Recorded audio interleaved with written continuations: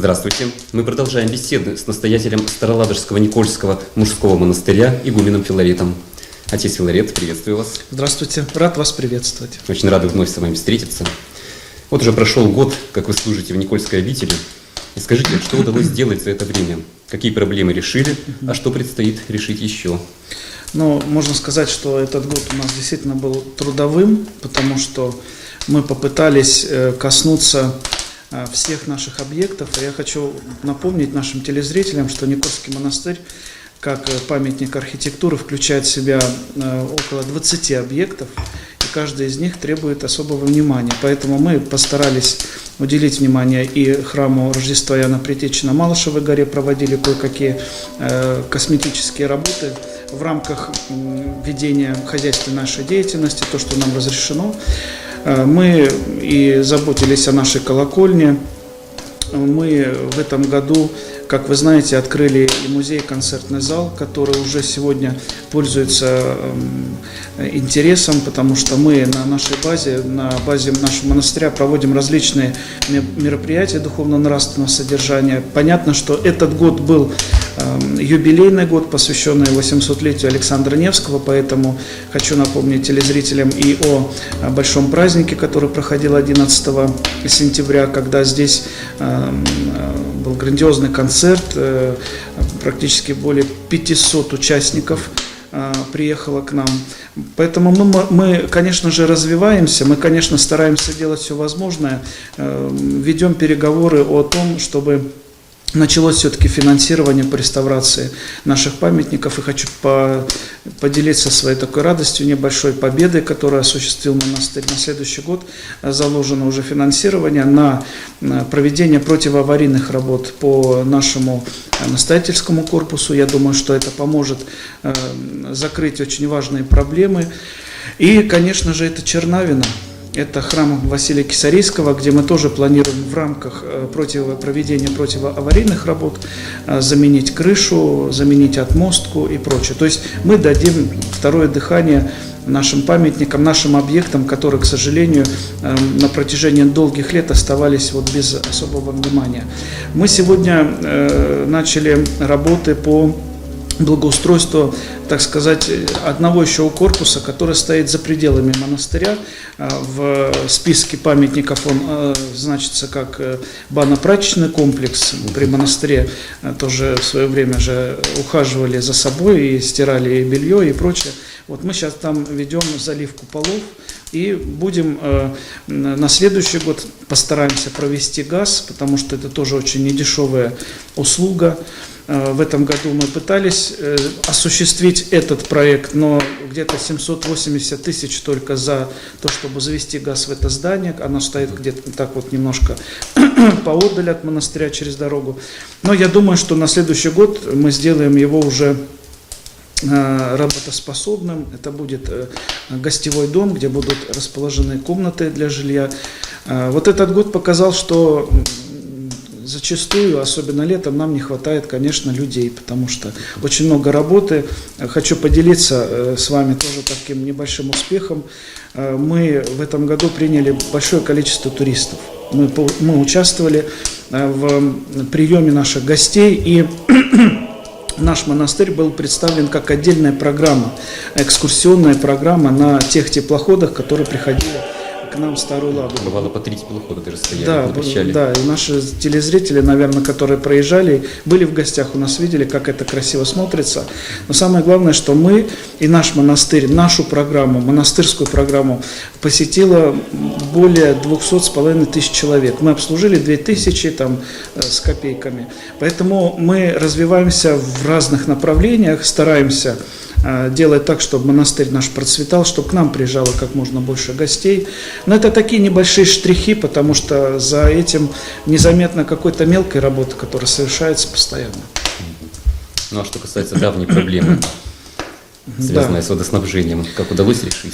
Летом нам удалось, и, кстати говоря, было приятно, когда жители домов, которые находятся рядом с нами, страдают уже несколько, наверное, лет я говорю об водоснабжении, страдали, потому что воды не было ни в монастыре, и люди не могли пользоваться определенной услугой. Мы летом вместе с нашим водоканалом заменили часть гнилой трубы, которая проходила под дорогой. Это в разы улучшило. У нас сейчас хотя бы появился более-менее хороший напор. Но в пик нагрузки, когда утром все собираются на работу или приходят вечером и делают какие-то свои домашние дела, воды не хватает нам. А с тем учетом, что мы будем развиваться, в том, что, о чем я сказал, настоятельский корпус начнет жить своей жизнью, да, и потребление возрастет. Поэтому, конечно, мы сейчас бьемся за то, чтобы, пройдя все вот эти согласования, как я говорю, 9 кругов ада надо пройти, чтобы у нас появилось нормальное водоснабжение. Но мы эти 9 кругов пройдем все-таки. Все эти бюрократические моменты. Да, вот. Поэтому мы, конечно, планируем, что до конца года все-таки вода появится, но если нет, сколько это будет продолжаться, пока даже не могу сказать.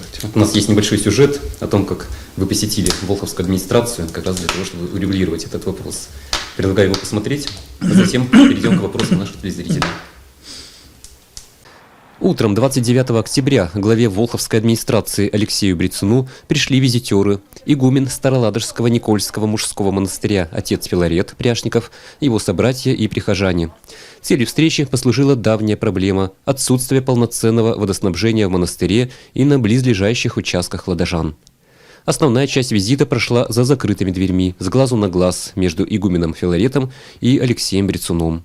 А после, выйдя в народ, глава администрации пообещал всем присутствующим, что ремонтные работы по восстановлению водоснабжения начнутся незамедлительно, и после вынужденных каникул и ноябрьских праздников, и до наступления морозов вопрос будет закрыт. Его слова да Богу в уши. Напомним, многолетняя проблема была освещена Волхов СМИ в январских публикациях и видеорепортаже после праздника Крещения Господня. Тогда на суд общественности мы выносили не только суть проблемы и пути ее решения, но и обещание Волховской администрации того, что ремонтные работы по восстановлению водоснабжения монастыря будут проведены, как только наступит тепло. Пришла весна, закончилось и лето, на дворе поздняя осень. Совсем скоро наступит зима и морозы, а ВОЗ и ныне там. От обещаний не осталось и следа. Никаких действий и ремонтных работ так и не случилось. Решение той проблемы, которую уже на протяжении года мы никак не можем преодолеть, это нормальное водоснабжение монастыря. И сегодня мы провели встречу в администрации Волховского района, чтобы согласовать точки соприкосновения, привести в порядок все документы. Поэтому процесс идет. Надеемся, что при поддержке администрации предприятий, которые отвечают за те или иные моменты, вода все-таки в монастыре появится. Надеемся, что Алексей Викторович не забыл, как с удовольствием окунался в крещенскую купель, которую наполняли водой более суток. Уверены, глава Волховской администрации выполнит свое обещание в срок, а Волхов СМИ будет следить за развитием событий. Вот сегодня пришли и братья, и для встречи с главой администрации, и наши прихожане, чтобы рассказать о том, как нам живется без воды плохо. Вот. Спасибо за общение, люди довольны остались, поэтому надеемся, что проблема будет решена в скором времени. Отец Филарет, пришло время перейти к вопросам наших телезрителей. Их накопилось немало, и большая часть будет связана с укладом монашеской жизни. Зрители интересуют о том, как живет братья. И первый вопрос от Надежды из Волхова. Она спрашивает: может ли разведенный мужчина впоследствии стать монахом? То есть человек, который был когда-то женат, может ли он потом уйти уже в монастырь своей жизнью? В истории же есть такие случаи, когда или муж, или же супруга, допустим, остаются одни в жизни, когда дети уже устроены. И кто-то из них, конечно же, может пойти в монастырь. Есть несколько ограничений. Если есть дети несовершеннолетние, в монастырь человек уйти не может. Потому что у него есть обязательства перед своими детьми. А когда уже дети устроены, и если, допустим, кто-то из сторон, да, супруги потеряли друг друга, а, допустим, остался муж один, и не хочет идти дальше, конечно, он может пойти в монастырь. Но самое важное, это я хочу сказать, что в монастырь не уходит, а в монастырь приходит. То есть не убегает от каких-то своих проблем. Потому что, наоборот, здесь, в обители, в человеке обостряются все чувства, потому что в монастыре тоже люди. И здесь нужно будет идти духовным путем, иметь смирение, иметь послушание. Кто у нас сегодня может похвастаться великим смирением, кротостью, нероптанием? А в монастыре эти качества, они очень нужны, потому что монастырь – это место, где происходит перерождение человека, наверное, в другую ипостась. Потому что быть монахом – это, конечно, очень ответственно, но и очень благодатно. И это результат, быть хорошим монахом – это результат твоей духовной работы над собой. Может быть, где-то это борьба, может, где-то это спотыкание и прочее. Поэтому, конечно, отвечая на этот вопрос, человек может уйти, но нужно соблюсти некие правила, да, некие нормы, которые помогут человеку с пользой провести часть своей жизни в той или иной обители. То есть по правилам разрешается, допустимо, что если был человек женатый. Да. Так, следующий вопрос. Наши телезрители интересуются. А может ли монах посещать своих родственников, ездить к ним в гости? Когда читаешь святоотеческое предание, то есть такие случаи, когда, допустим, к воротам монастыря приехала мама или папа посетить сына или дочь. И дочь отказывается выходить навстречу, говорит: мама, я умер для мира, я, так сказать, совершенно сейчас нахожусь в другой ипостаси. Такие случаи, конечно, бывают. Но вы знаете, ведь монашество, оно учит человека не привязываться. Вообще мы по жизни должны стараться не привязываться ни к чему. Это закон, наверное, христианской духовной жизни. Посещать родителей, конечно, можно. И существует такое понятие, что у любого монаха может быть отпуск, когда он может взять, посетить своих близких родителей, да, знакомых. Но вопрос в чем здесь? Вопрос, насколько будет полезна эта встреча. Зачастую люди, когда уходят в монастырь, родители не одобряют его выбор или ее выбор. И когда уже ты посвятил жизнь свою Господу Богу и приезжаешь к престарелым родителям, и начинается вот эта атака, да, когда тебя начинают вразумлять, опять же, зачем ты это сделал, зачем ты ушел. Вроде взрослого человека, твои же родители, понимая, что ты их ребенок, начинают как-то тебя перевоспитывать. Но ты сделал свой выбор, и родители должны, или близкие твои, должны принять твой выбор. Вот здесь вот тоже, если человек не хочет возмущения в своей душе, потому что ты начинаешь объяснять, а иногда начинаешь не сдерживаться, возникают споры. Поэтому нужна ли эта встреча, когда она принесет тебе неприятности? Вот здесь вот, да, надо очень много подумать. А если это любящие тебя родители, если это любящие близкие, и ты приезжаешь к ним с радостью, и еще можешь ты оказать какую-то духовную поддержку, с тобой могут побеседовать, спросить какой-то вопрос, то я думаю, здесь встреча с близкими, с родственниками, она возможна. А может ли он пользоваться благами мира, например, ходить не знаю, в бассейн, там еще куда-нибудь? Бассейн. Но это выбор любого человека, выбор, потому что любой выход из монастыря – это соприкосновение с миром, как бы то ни было. Когда ты выходишь за стены, ты погружаешься в этот мир. А мир, который тебя не очень воспринимает таким, какой ты есть, потому что зачастую над монахом смеются, как это так? Они это сочувствуют и говорят, лишил себя всяких там радостей и все прочее. Но в монастыре тоже есть свои радости, только совершенно иного характера. Поэтому пользоваться, но пользоваться нужно в меру. Если ты видишь, что это вредит твоей духовной жизни, то лучше отказаться и от бассейна отказаться, вот, или от каких-то вещей, которые тебя, разрушают твой мир внутренний. Следующий вопрос нам прислала Варвара из Московской области, из Сергиева Посада. Ей 16 лет. Давайте послушаем. Здравствуйте, батюшка. Я приняла решение уйти в монастырь. Однако моя мама против. Помогите ее переубедить. Спасибо. Я, отвечая на этот вопрос, хочу сказать, что в истории святоотеческом предании, святоотеческой истории есть случаи, когда святые не уходили в монастырь, пока не умирали их родители. То есть они заботились, имея внутреннее желание пойти в монастырь, они заботились о своих родителях до конца.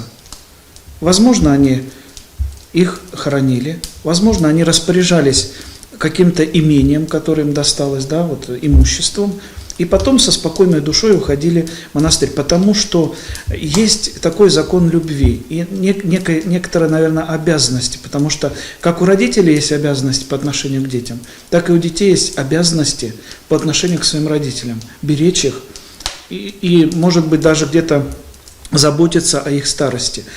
Поэтому не нужно спешить. Монастырь, как я всегда говорю, монастырь никогда от вас не уйдет. А ваша мама, которая вас тоже любит, и я думаю, что и вы любите свою родительницу, она не вечная. То есть пройдет какое-то время, вы лишитесь своей мамы. Это закон жизни, к сожалению, такое бывает. Поэтому надо, конечно, чтобы в семье вот такие решения, конечно же, должен принимать уже человек осознанный.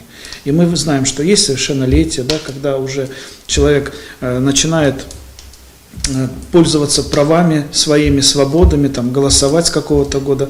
Есть возрастной ценз, когда человек должен, когда может создать семью и прочее, прочее. Вот так же и здесь. Я думаю, 16 лет это еще не время делать свой выбор.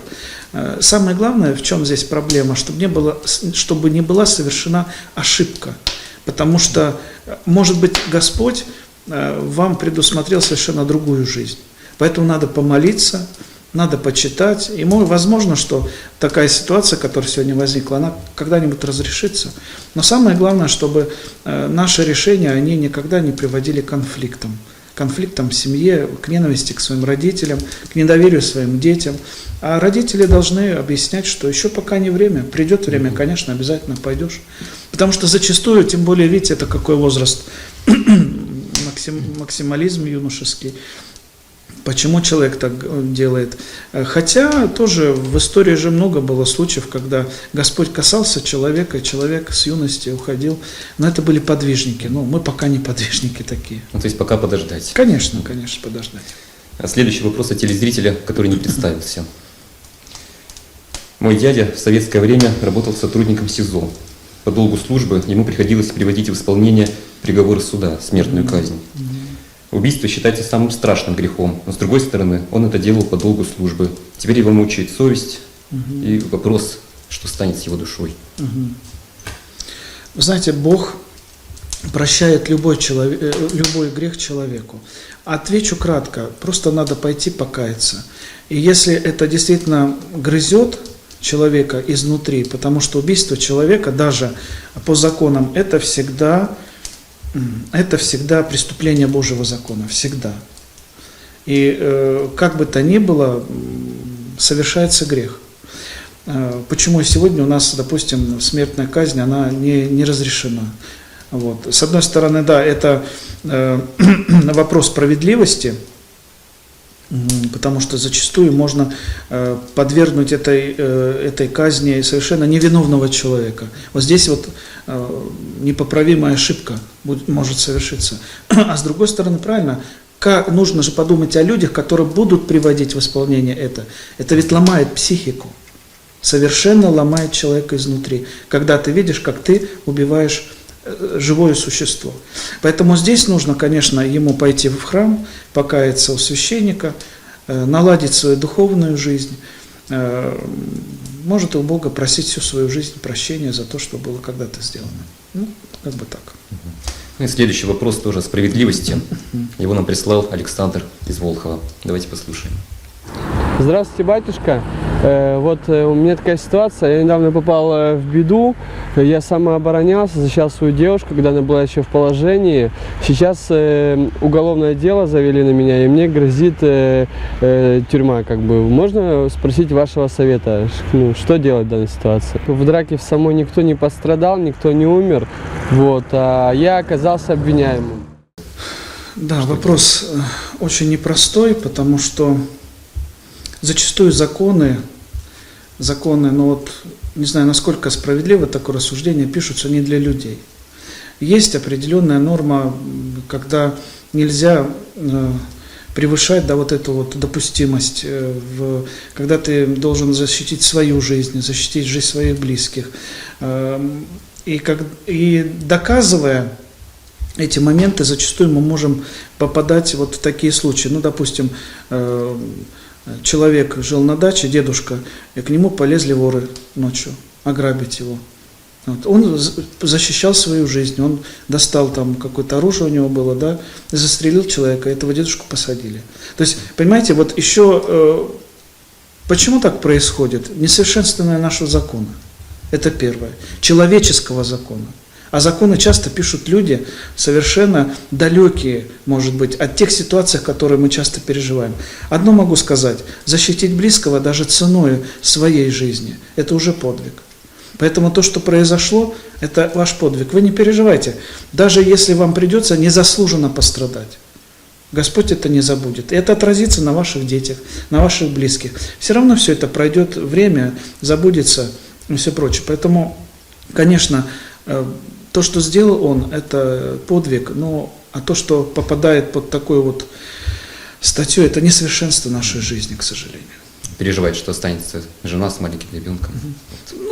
Будем надеяться, что как-то все-таки, говорят, у нас суд гуманный, что все-таки суд все поставит на свои места.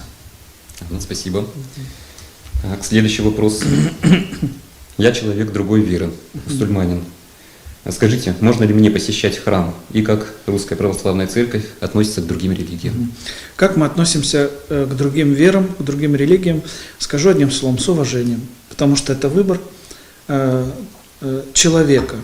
Но ведь и религии бывают совершенно различные. Есть религии, которые проповедуют насилие над другими людьми по религиозному признаку. Допустим, вы же знаете, что в исламе есть, официальный ислам не признает эти движения, эти направления, течения, тоже, как и все нормальные люди, осуждают. Да, особенно вот то, что подверглась наша страна в свое время, взрыв в метро, пожалуйста, вспомните, да, кто это делает? Это делают люди, которые имеют в себе вот этот фанатизм, убить другого. Это религиозный признак. Это религия, которая заставляет их уничтожать себе подобных. К таким религиям мы относимся с осуждением. А все остальные традиционные наши веры, они имеют место быть, они существуют.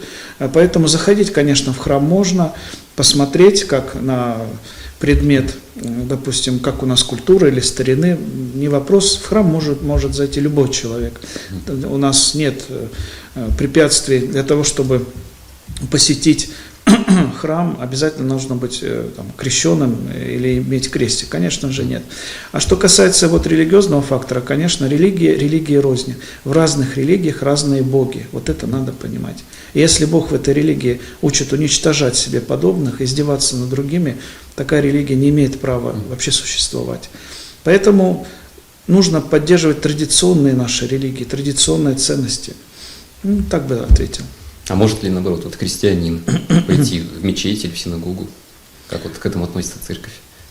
Конечно, можно зайти, но самое главное, понимая, что мы заходим в культовое сооружение другой религии. Поэтому я всегда говорю, когда вы едете в Таиланд или отдыхаете в каких-то азиатских странах, и вам предлагают воскурить, палочкой перед статуей Будды, вы понимаете, что вы совершаете религиозный обряд.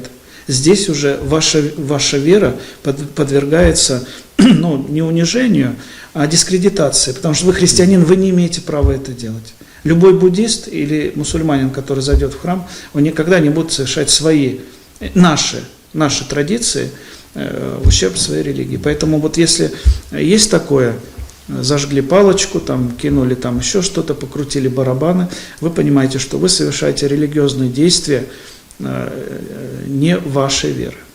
И в этом надо будет каяться. Посмотреть не вопрос, пожалуйста, посмотрите. Но что-то совершать, вот здесь надо всегда подумать.